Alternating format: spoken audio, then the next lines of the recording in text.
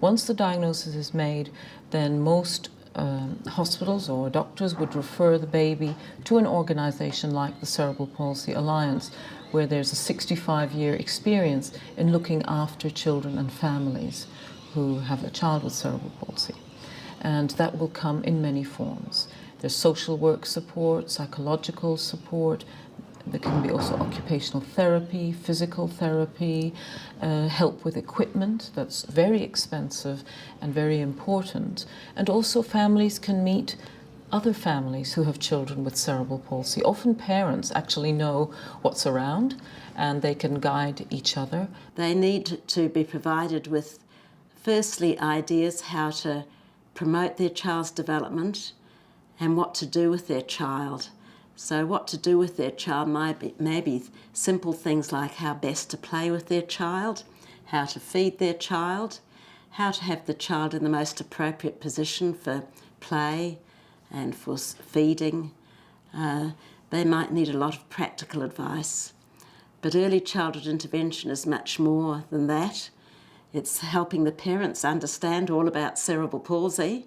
So it's giving them all the information so that they know just as much, or that they will know more, in fact, than the health professionals, because they know their child best. A social worker came out to my house and just to get to know me, to learn a little bit about my family, to understand what Will's situation was, because cerebral palsy affects children so differently. We also contacted the local council when we got some carer respite, and we got a carer in to help from time to time. But it wasn't really till we locked in with our physiotherapist that we started to understand all the other options available to us, and all the other therapies that come into play, like Botox, casting, orthotics, surgery, all the bits and pieces that there's a lot of little bits that you've got to bring together to form the overall care plan for someone with cerebral palsy. The treatments are many and diverse. First of all, it's very important that we treat any associated health problems. So the children may have difficulties like constipation or nutritional problems. All those issues must be addressed.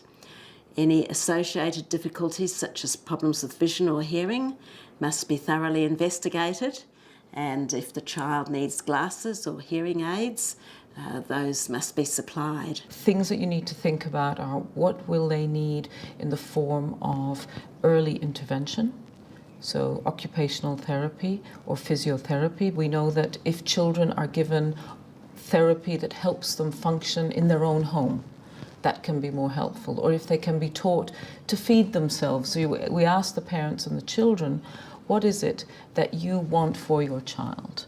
And something they can do within their home is very important. You know, dressing themselves, feeding themselves. So what we call goal-directed therapy. The physiotherapist will guide me through the motions of how to transfer Will, so how to get Will from sitting on the floor to standing without just lifting him, or how to safely transfer Will from his car seat into his wheelchair. So I don't hurt myself, and also so Will is kept safe as well. In Will's case, we teach him how to transition. So it's because he has the potential eventually to grow and get stronger and learn how to manoeuvre himself in and out of the shower or the bath or his car seat.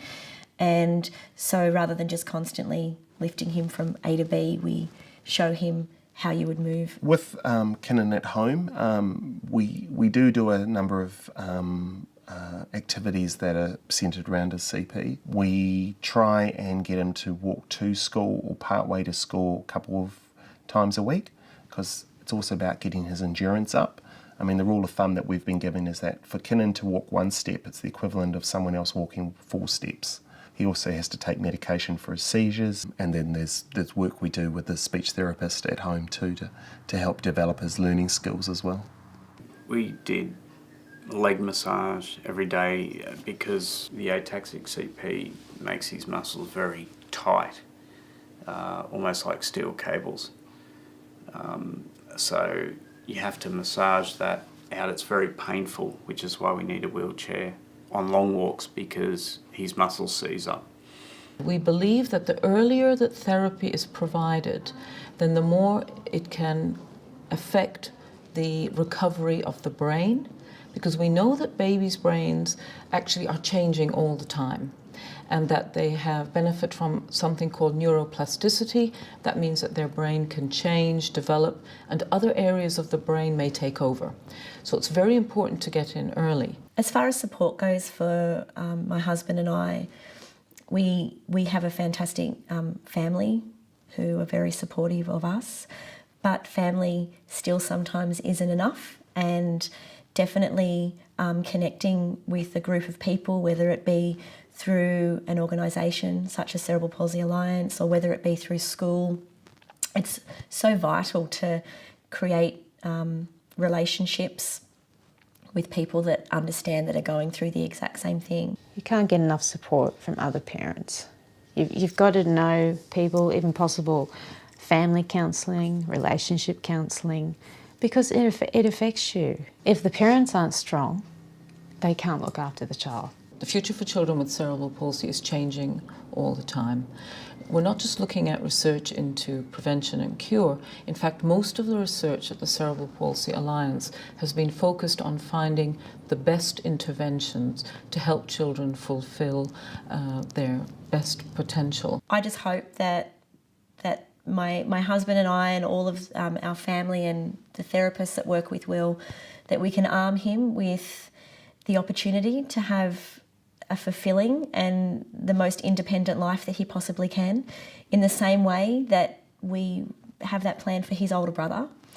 Will's rite of passage through adolescence into adulthood will be very different to that of his brother, but he deserves that every step of the way, and we just need to guide it a little more for him and be his advocate so he can really just have a fulfilling life. And what that means for Will is different to the next child and is different to the next child. It's there's no normal anymore. It was very important once, but this is just Will, and we just want him to have a great life and to enjoy everything that it can bring him. And we'll be there to support him along the way, and I'm sure there's going to be a lot of tears along the way, but there'll be so many wins as well, and I look forward to seeing him grow.